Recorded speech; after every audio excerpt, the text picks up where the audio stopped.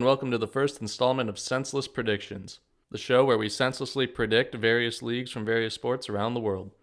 Since we're starting this off new, I feel there's no better place to start than the English Football League, since it's nearly impossible to watch since being banished to the wasteland that is ESPN Plus here in the States. What I'm saying is my knowledge of these leagues are pretty sparse, but it's not going to stop me from giving the old college try when it comes to predicting them. Unlike all our so-called minor leagues here in the States, there's actually something meaningful at stake for all of these clubs. So yeah, here we go. The championship. Champions, Brentford. Essentially the Oakland A's of English football, except they actually have a bit of cash to splash, and they actually have a new stadium coming in the near future. Stadium aside, they have actually made some very astute moves in the transfer market. Pontus Jansson arguably being the pick of the bunch, especially after losing Ezri Konsa to Aston Villa. It looks like they might keep a hold of Neil Maupay, despite Premier League interest. If he sticks around, Brentford have a legitimate shot at sending Griffin Park off with a first promotion to the top flight since 1947. Runners-up, Leeds United. Realistically, they should be winning the league. They have all the pieces. Kiko Casilla in net, a solid defense, arguably the most midfield depth in the league, helmed by new signing Helder Costa, the rise of Kemar Roof up front, and a genuine world-class manager at the helm in Marcelo Bielsa. They should win the league, but they won't. This is Leeds, and they will claw tooth and nail to throw away the title, which they will, likely because of their injuries in the front line at the start of the season. They will choke the title, but they are too good in my view to be anything lower than second and will return to the Premier League for the first time since 2004. Playoffs have gone for Fulham, Nottingham Forest, Cardiff City, and Stoke City. Fulham arguably have the most firepower of any team in the division, having kept Mitrovic and added Cavallero and Knockaert on loan. Unfortunately, their defense is still reliant on American Tim Ream and Cyrus Christie. They'll come third but choke in the playoffs. Nottingham Forest are copying the Wolves' strategy of signing all the Portuguese players they can. They will improve upon last year, however their Portuguese players aren't as proven as Wolves were at the time, and the loss of Ben Osborne means that they're still a season away from the Premier League. Cardiff should do well in their return to the Championship. This is arguably the division the side was built for. However, Neil Warnock has never guided a side he's been relegated with back to the top flight, and that trend will continue this season, especially with the lack of a top-class Championship forward. This leaves Stoke City as the team winning the playoffs for me. Am I confident in this? No, not after that train wreck of a season they had last year. I even put them as a bad bet for promotion in the For Pete's Sake betting special. But hear me out. Jack Butland is somehow still here. He is very clearly a Premier League caliber goalkeeper. The same can be said for Ryan Shawcross in defense. Their manager Nathan Jones worked wonders at Luton last year before he jumped ship to Stoke, and their form did upturn a little bit once he took over the helm. They've gotten rid of some of the dead wood, however a lot of it still remains, which is part of the reason they won't be in the conversation for automatic promotion.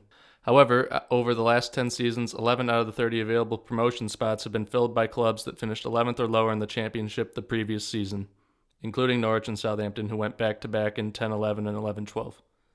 I've already sent Brentford up, who came 11th last term, and unless you trust Sheffield Wednesday, Blackburn, or Preston, I don't see anyone else remotely considerable from that range of the table last year. If Nathan Jones gets the squad balance right, which may take time, they'll just about squeak into the playoffs and slither back into the Premier League. But this league is a total crapshoot, so this probably won't happen. Quickly running through over every team finishing mid-table now. Starting in 7th, I'm going with West Brom. A favorite for promotion this year, Slaven Bilic is a good hire for sure, and they've made a lot of good and astute signings like Romain Sawyers. However, they're still a year away for me. 8th, Bristol City. Squad-wise, they should be in and around the playoffs. Thomas Callis, Jay De Silva, and Casey Palmer on permanent deals from Chelsea is great business for them. If anyone thinks they'll be consistent enough to make top 6 with Lee Johnson, I applaud your optimism because I surely don't. 9th, Middlesbrough. Their strong push to get back in the top flight has already passed them by the last few years. They're pretty appalling under Tony Pulis last time out, and new manager Jonathan Woodgate is a bit of an unknown. However, their squad means they shouldn't be lower than mid-table. 10th, Derby County. No Mason Mount, no playoffs. Philip Koku is a good shout to replace Lampard as manager, but they will struggle without Mount's creativity. Kieran Dowell is a respectable replacement, but a definite downgrade. 11th, Swansea City. They were quietly building under Graham Potter last season, and they've done well to transform into a competitive championship side coming down from the Premier League. But that's what they are now, just a championship side, and all that momentum from under Potter is stalled as they've changed managers. 12th, Blackburn Rovers. Tony Mowbray continues to helm the Venky's advertising machine. To be fair, he did really well with them last year and has made some signings that will solidify them in mid-table in their second season back in the championship. 13th, Sheffield Wednesday.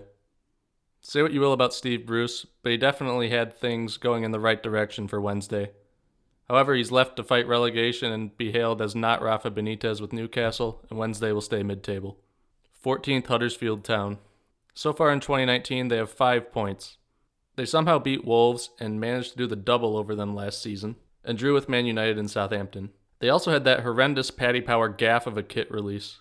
They could go down again if the aura around the club continues to decline, but they have too many quality championship players for me to put them any lower than this. 15th, Preston North End. Find value in the market, sell high, and repeat.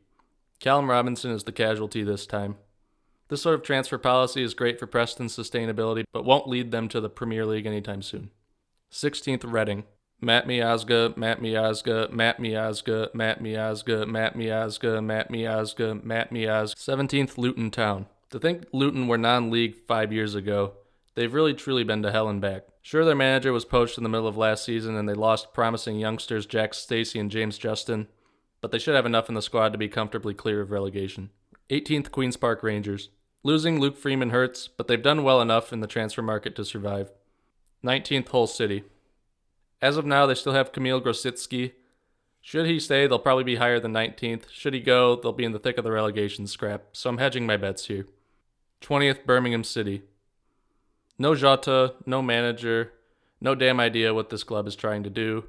Creating chances will be a problem, and they really need stability, and fast. 21st, Millwall. The bottom 4 teams here are the standout favorites to go down for me, and I'll go with Millwall to stay up, purely for my own safety. Which means, going down, I have Charlton, Barnsley, and Wigan. Charlton will give the championship a good go, but their squad is too thin to survive in this division. Barnsley enjoy yo-yoing too much to stay in the league, and Wigan will get a case of second season syndrome, especially after losing Nick Powell and Callum McManaman. Now, you thought my knowledge of the championship was sparse. Here we go on League 1 and 2. Now, I'm not going to mention the mid-table teams for these because, let's be honest, I'm not going to watch any of these leagues anytime soon. So, champions of League 1, Sunderland. Something has to go right there this year. Back-to-back relegations, failing to get promoted back to the championship at the first time of asking, a supporter defecating in the seats. They're really due for something good to happen to them. Fortunately, they have ownership in place now under Stuart Donald to be able to get back on track. Runners-up, Ipswich Town. 17 years for a championship finally came to an end for Ipswich last season, where they somehow managed to finish behind cash-strapped Bolton. However, they've rebuilt well for life in League 1 and should be back at the first time of asking. Playoffs, Portsmouth, Lincoln City, Rotherham United, Fleetwood Town. Fleetwood will make the playoffs via other teams' incompetence and fear of Joey Barton, but that won't lead them to promotion. Rotherham have done well to spend as many years in the championship recently as they have, but they won't be able to bounce back this time. Portsmouth should be pushing Sunderland and Ipswich at the top, but I have a horrible feeling they'll be a part of one of those failed project videos since Michael Eisner owns the club. This leaves Lincoln City to win the playoffs. Yes, Lincoln City. Sure, they haven't been to the championship since 1961, but the recent investments in the club will guide the Imps to back-to-back promotions. Relegation from League 1, Shrewsbury, Rochdale, Bolton Wanderers, and Bury. Bury and Bolton won't even be focused on surviving in the leagues this season, but rather surviving as clubs. Both have been handed 12-point deductions, Bolton for going into administration, and Bury for entering insolvency.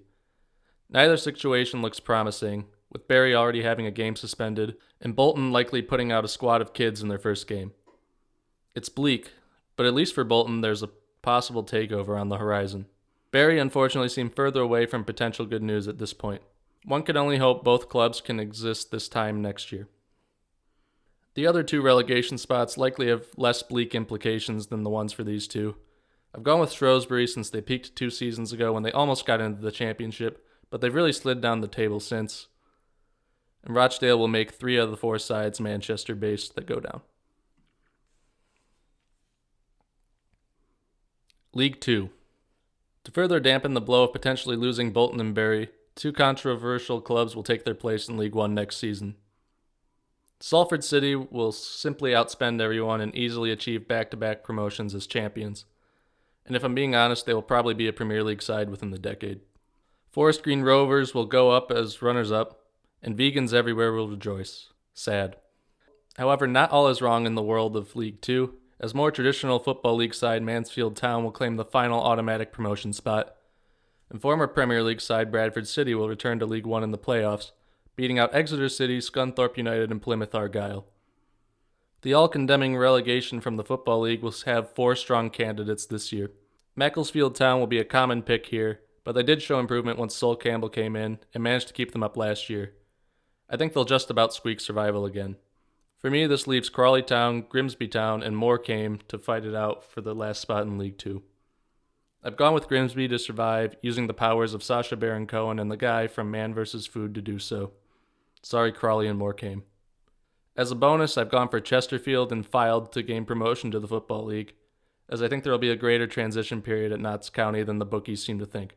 So there it is, an ignorant American's Football League predictions. Do I know absolutely anything? Comment below. Since it's this sort of football starting up first, expect more predictions from Europe coming soon, along with college football and other sports. Thanks for watching.